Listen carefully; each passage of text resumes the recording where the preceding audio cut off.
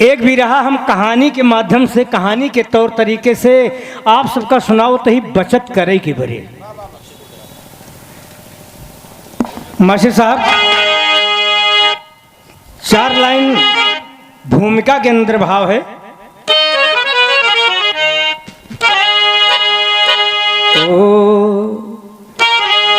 कि पैसा ही भाई बहन का है नाता, और जीजा वसाला है पैसा कहता, बाबू का बेटा है पैसा बनाता, माता का नाता है पैसा बढ़ाता, अरे पैसा करैसा जहां में है भारी, और पैसा जमींदार गर्दन कटाता।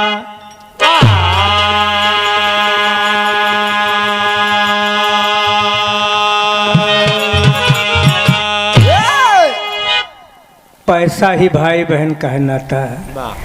बहनियों नैहरे चली जाए, भैया की कलाई में राखी के धागा बांध दें, 551 विदाई पाई जाए, खुशी हो जाए कि हमारा भैया बहुत माना था।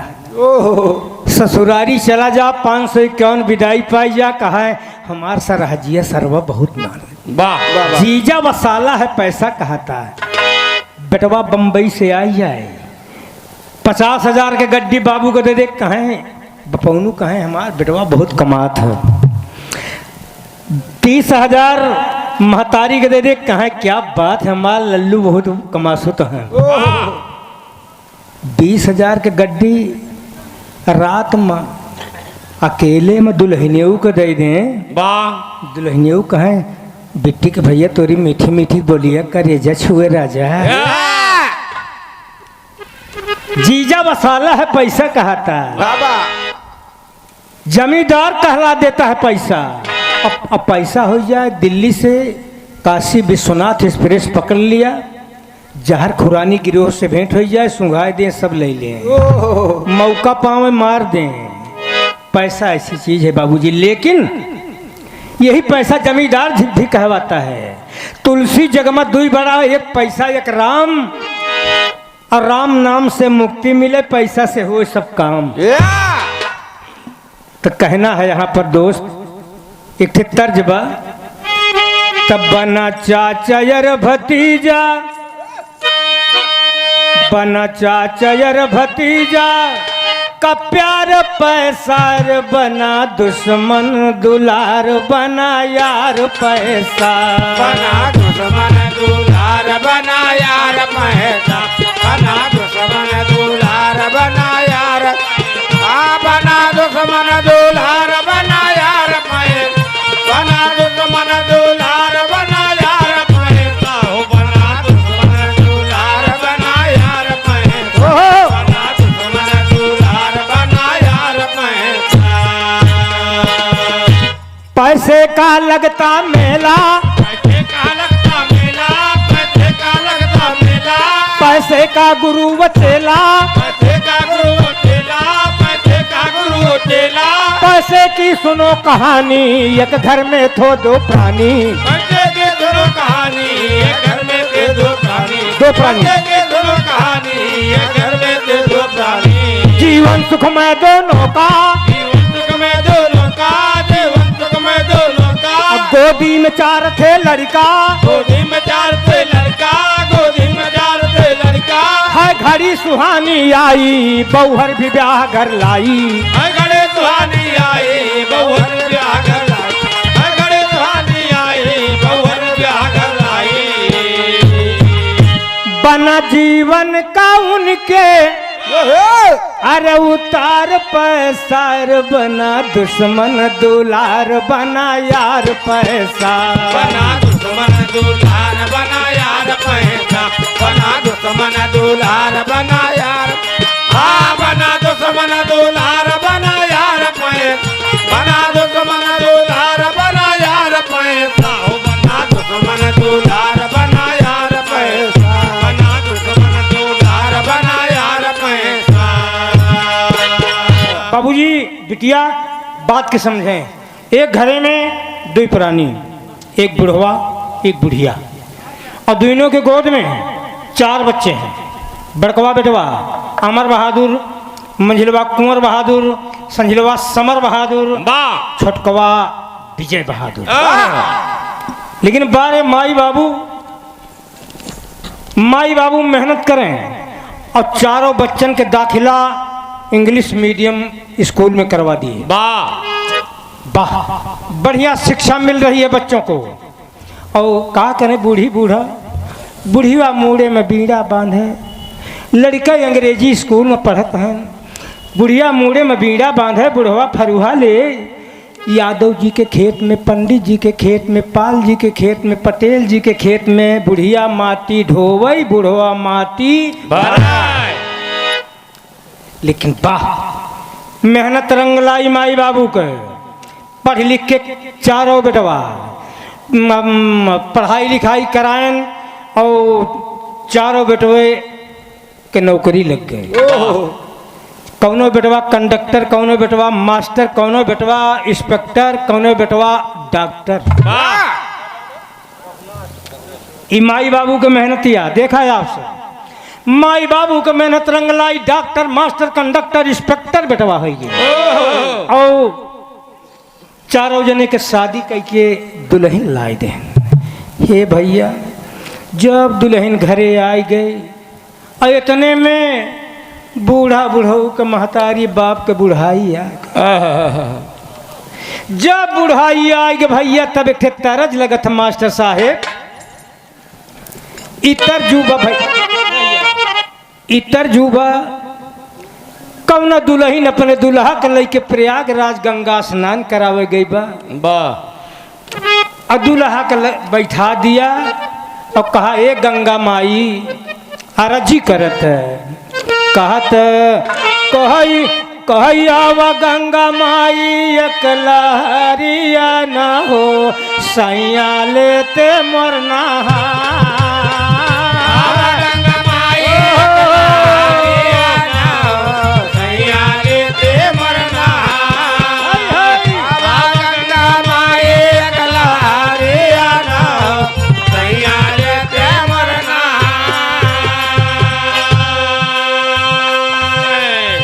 लगत रहे बेटा, लेकिन गीत के भाव में कहना है, पढ़ाई लिखाई सगाई विदाई सब में पैसा खर्चा हो गया। इतने में बूढ़ा बुढ़ऊ के बुढ़ाई आई गए। तब बाबूजी के झुकी गए कमरिया न हो, माई बूढ़िया लाचार।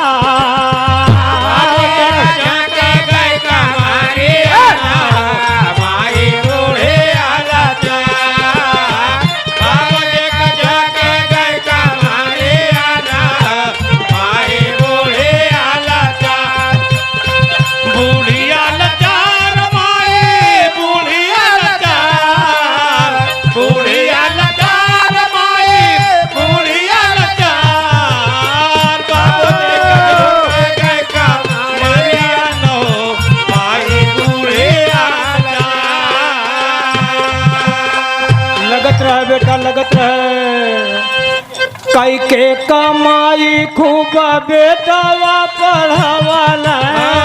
कई के कमाई खूब बेटवा पढ़ावाले।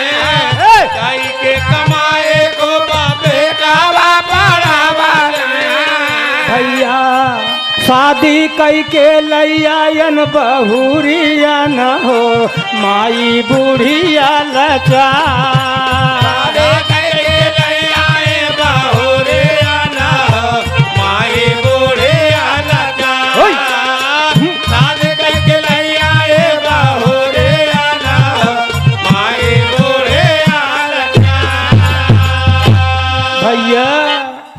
शादी ब्याह में सारा पैसा खर्चा होगा। अब डॉक्टर के शादी हो गए, मास्टर के मास्टराई ना आ गए, कंडक्टर के कंडक्टराई ना आ गए। अब बूढ़ा बुढ़ऊ के झोरी खाली बा, सारा पैसा खर्चा कर दिए। बुढ़ाई आ गए, ठिगुनी लेके चलई लागेन। जब दुल्हनी आई गईन तो डॉक्टर के कमरा अलग, मास्टर के अलग, कंडक्टर के अलग, इंस्पेक्टर के अलग। बूढ़ा बूढ़ऊ को का कहन ये के मरहा छाई देन। कहन माई हो, कहन का बेटा, कहन बाबू हो, कहन का बेटा, कह नहीं मरहा में दोनों जने रहा। बरसात के समय आवा, पानी बरसत मरहा बुद्ध बुद्ध चुअता। बूढ़ा बूढ़ऊ बंदरवन की तरह मुंह पोंछत हैं। तो एक दिन बूढ़ा बूढ़ा उसे तब बोली,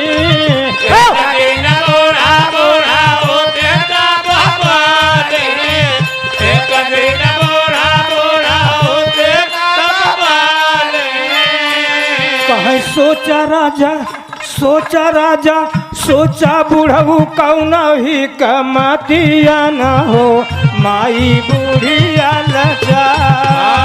सोचा राजा कौना ही कमातिया न हो, माई बूढ़िया लजा। सोचा राजा कौना ही कमातिया न हो, माई बूढ़िया लजा।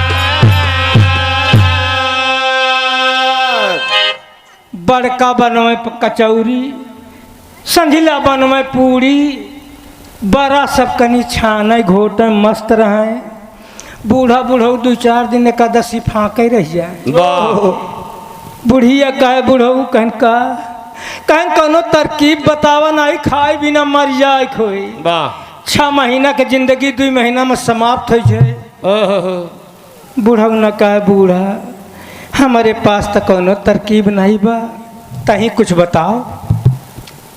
मेहरारू चलाक हो धन मन से धू से, ये चोराए चोराए बक्सा में नोटबंदी भर तक केहू केहू के बहुत बहुत रुपया निकली। बुढ़िया बुढ़ऊ से चलाक ही रहा है। कहे बुढ़ऊ हो, कहन का, कहन का, कहन बुढ़ऊ ना बताई बुढ़ऊ, कहन हाँ हाँ हाँ बताओ। कहन बुढ़ऊ एक तरकीब है। कहन कवन? तो कहा था कि बुढ़ऊ एक तरकीब ही वह कि आज शाम का जब चारों बेटवा ड्यूटी से यहाँ ना बुढ़ऊ, तो हम तो का जोर से गोहराओ। कहन का कहबे? तो बुढ़िया कहा था बुढ़ऊ हम कहबे कि बुढ़ऊ हो, तो तू कह दिया का या बुढ़िया? तो हम कहबे कि बुढ़ऊ जो कलकत्ता के कमाई चांदी के रुपया बटुली मगाड़े रहा, कभू देखा कि नहीं देखा? अब देखा लहान तहान बैठाओ था बाबूजी। बुढ़िया दिमागदार रहे, कहा ठीक बाबूजी। अब हुआ शाम का समय, हुआ शाम के समय चारों बेटवा ड्यूटी से आए गए और डॉक्टराइन के कमरा बूढ़ा के मराहा के लगेन रहा है ना भैया। भैया बोलो ना भैया बोलो। डॉक्टराइन हलवा बनाए रहे, हलवा बनाए के प्लेट में रख के चम्मच लहाई के स्टूल पर रख देन। कहन डॉक्टर साहेब, कहन हाँ डॉक्टराइन, कहन भाई नाश्ता करा, आज भोजन बने में देर लगी। कहन काहे देर लगी? कहन आ तई से दाल वाल भे है, ओका पीसब उसब, आज दल भरी पूरी बनाई तो देर लगी। कहन अच्छा ठीक। ये भैया ना डॉक्टर साहब जैसन चम्मच लहान हलवा में और खाए का कहन वैसन बुढ़िया बोल गई, ए बुढ़ऊ, बुढ़ऊ ना का या बुढ़िया? तो बुढ़िया का बुढ़ऊ जो कलकत्ता के कमाई चांदी के रुपया बटली में गाड़े रहा, कभो देखा कि देखा? बुढ़ऊ ना कहा बुढ़िया लटवा वाली तो देखा, लेकिन बटुलिया वाली देखा। आप जब डॉक्टराइन सुने न भैया तो एक ठे तर्ज लगे थे मास्टर साहब। ये आपके इलाहाबाद प्रयागराज में बड़ा फेवरेट तर्ज रहा कोनो समय में। बाबा क्या एका भैया चमर मंगता लोग गाँव में। एक दुआरे पे भिखारी पहुंचा, चमरमकता चिकन चिकन लकड़ी ले रहा थी और गजब बजाओ थी टिट ससुर करताल ढोल फेल हो जाते। वाह वाह वाह। तो पहुंचा और लगा बजावे और कहा था कि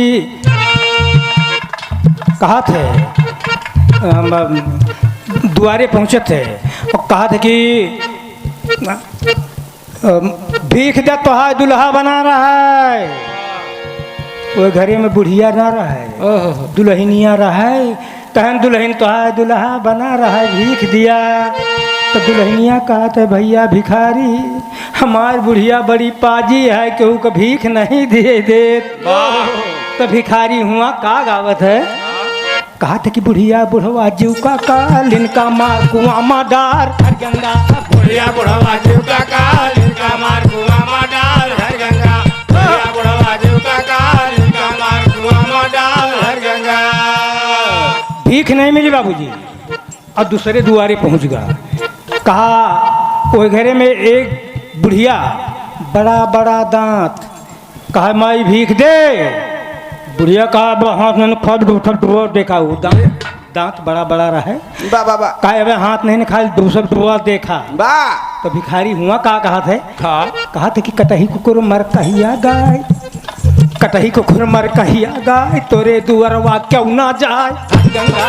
कटही कुकुर मर कहिया गाय तोरे दुअरवा क्यों ना जाए हर गंगा। कटही कुकुर मर कहिया गाय तोरे दुअरवा क्यों ना जाए हर गंगा। कटही कुकुर मर कहिया गाय तोरे दुअरवा क्यों ना जाए हर गंगा। भीख नहीं मिली और तीसरे दुआरे पहुंचा। वही घरे माँ एक भक्तिनिया माई 108 गुड़िया का माला पहिरे, राम राम सीताराम राम राम सीताराम जपतिया।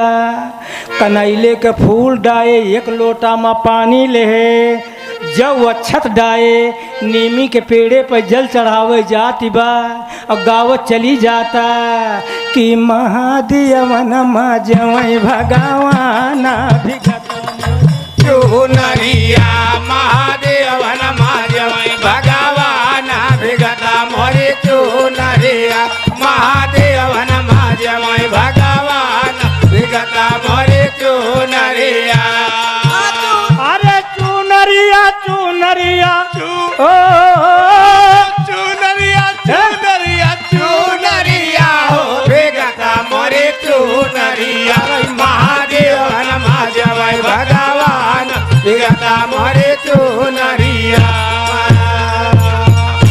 आई गई नीमी के पेड़े पर जल चढ़ाए से लौट के आई और भिखारी की झोरी में एक अंजूरी भीख डाल दिया।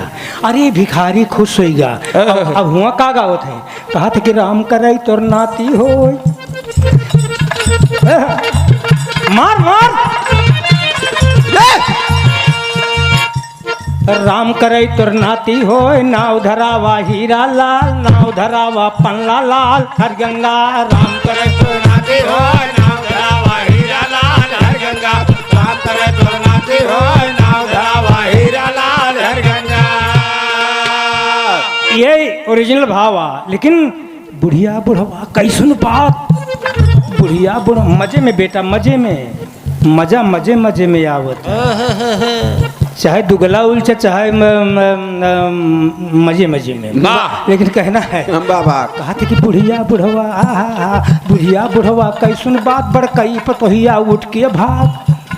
बुढ़िया बुढ़वा कैसन बात बड़कई पतोहिया उठ के भाग। दुल्हा के लग पहुँची जा लागी मजे मजे बतलाए, कहीं सुना बिट्टी के भाई बुढ़ऊ के तो थाती बाय भैया बुढ़ऊ के तो थाती बाय। बुढ़ऊ के तो थाती बाय रे भैया। बुढ़ऊ के तो थाती बाय। बुढ़ऊ के तो थाती बाय रे भैया।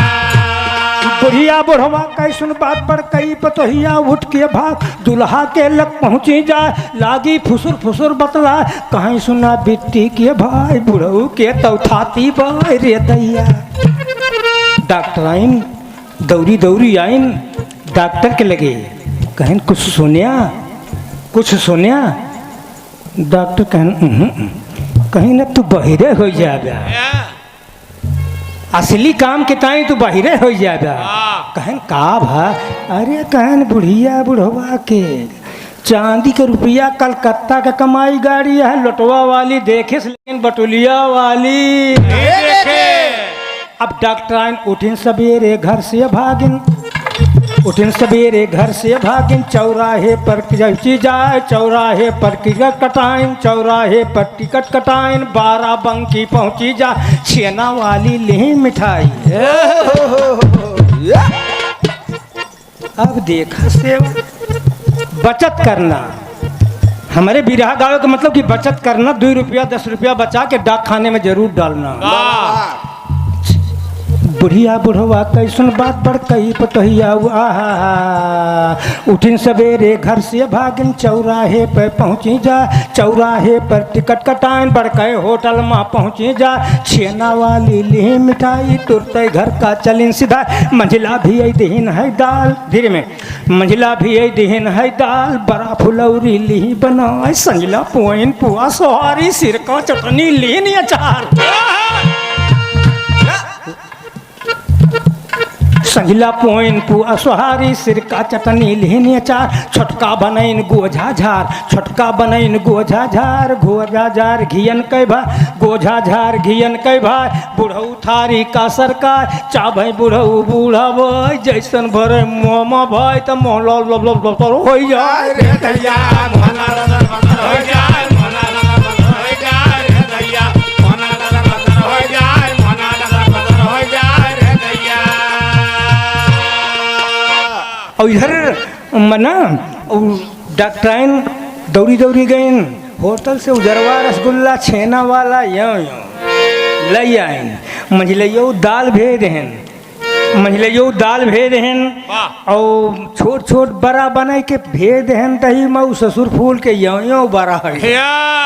अब देखा लालच सेवा हो ला, लेकिन और संझलियो न भैया, छोटकइयो दूध उठ के खोवा बनाए के और गोझिया बनाए रहे, ले गए कहन कि अम्मा अम्मा एक पीस खाए ले अम्मा, हमार खाए ले अम्मा, खाए ले अम्मा, खाए ले अम्मा, कहे माई एक माई छूटत तो दूसर माई सास मिलत, तो हमार माई हऊ, अबे तक माई नहीं रहन, जब जानन की बटुलिया में रुपया गाड़ी बा चांदी का, तब अब माई हो गई। ए भैया तब का है, जब ले आयन ये छोटकइयो गोझिया बने रहे, खूब रस भरा रहे गोझिया में, ले आयन कहन कि माई खाए ला, बूढ़ा ना एक गोझिया उठाएन तो दांत तरहबे न कर, कोई मस्कुरे के तरह दावे न बूढ़ा, आ खूब रस भरा रहा गोझिया में, अब गोझिया दोबन तो फूट के गोझिया, अब खूब रस भरा रहा, बगल में बुढ़ऊ बैठा रहा, बुढ़ऊ के कनपटा पर से रस, अब कनपटा पर पड़ा रस फूट गोझिया, चुआ चली आओ था, अब चाटता है, और बुढ़िया कहा थे बुढ़ऊ से, बुढ़िया बुढ़ऊ से कहा थे, कहा थे, एक ठे तर्ज है, ये हमारे बिटियन बहनिन वाला तर्ज है, ये सब गावत हैं कि पतर मोरे राम हो पतर करी हैया, पतर मोरे राम हो पतर करी हैया, पतर मोरे राम हो पतर करी हैया। बहुत बढ़िया गाँव नहीं गा, पता नहीं इनके सबके कवि के है, कवि का पता नहीं, लेकिन जौन गाय दे हैं कहूँ लेखक लिख नहीं सकत। गाँव की सोने के थारी में जवना बनायो, एक जगह बिरहा गाँव जात रहे, एक लड़की कहे सोने के थारी में जवना बनायो, हम कहा भैया तनी के बढ़ तो देखी तो कौन लड़की आ सोने के थारी में जवना बनाओ था, गए देखा तो भाई निकुरा छूछ रहा है, राठा के गोदी पर ही रहा है निकुना में, हम कहा करे बच्ची कहीं यह भोज सोने की थारी में भोजन बनाओ थे, कहना रे आप जगन्नाथ यादव, हम कहा हाँ हाँ हाँ बिटिया हम जगन्नाथ यादव, तो कहना आप तो, हम कहा करे बप्पा गली जब तो सोने की थारी में जवना बनाओ थे, तो सोने के वही में से तनी के सोन कटवाई के पोहली बनवा लेते, कहे दादा आप तो ऐसा, हम कहा हम ऐसा कि ताई ऐसा रे। एका ऐसे ना, सोने के थारी में जवना बनावा नहीं जात, एका ऐसे गाया करो के सोने के थारी में जवना परोसे यार जवई मोरे राम हम डोलबे रस बेनिया, जवई मोरे राम हम डोलबे रस बेनिया, जवई मोरे राम हम डोलबे रस बेनिया हे डोलबे रस बेनिया, डोलबे रस बेनिया तो जवई मोरे राम हम डोलबे रस बेनिया, जवई मोरे राम हम डोलबे रस बेनिया। बुढ़िया बुढ़ऊ से का बोलो थे, कहे कि देखो मोरे बुढ़ऊ, हे देखो मोरे बुढ़ऊ रुपैया के तैया, देखा मोरे बुढ़ऊ रुपैया के लगा बेटा लगे, देखा मोरे बुढ़ऊ रुपैया के तैया। कहे बड़की पतोहिया मिठैया लयाव अब चाभो मोरे बुढ़ऊ बुढ़ैया के दैया। कहे देखा था बुढ़ऊ इ नरम नरम रसगुल्ला, उजरवा छेना वाला काटा, और मझी लिलिया वही जूड़ जूड़ पनिया जब घूटो मोरे राजा बुढ़ैया के दैया। संझली पतोहिया पलंगिया सजावा जब सूतो मोरे राजा बुढ़ैया के दैया। बुढ़ऊ देखा था इ नेवाड़ के पलंग बिना बैठन कर कर कर बोलतिया। बुढ़ऊ ये तरह का पलंग तो वही दिन नहीं पाया पहुड़े का, वही दिन नहीं पाया आज। अब कहे कि भैया सेवा हो लाग, बिरहा के शैली में मास्टर साहब रुपैया सबसे प्यारी बन गई, कोई की जगमा देखा बाबू ना माई ना भैया, रुपैया सबसे प्यारी बन गई। जगमा देखा बाबू ना माई ना भैया, रुपैया जगमा देखा बाबू ना माई ना भैया, रुपैया सबसे जगमा देखा बाबू ना माई ना भैया, रुपैया सबसे प्यारे बन गए। कुछ दिन बीते श्रोता भैया बाबा बाबूजी होई गए न बीमार, अरे चारू बेटवा वसरी वसरी दाबे गोड़ दुलार कहीं की काका हमें बतावा, अरे जवन धरो हर धरी तोहार, वह बुढ़वा बोला हम ही नहीं, हाँ बुढ़वा बोला हम ही नहीं, बेटा मायू जानत आई तोहार।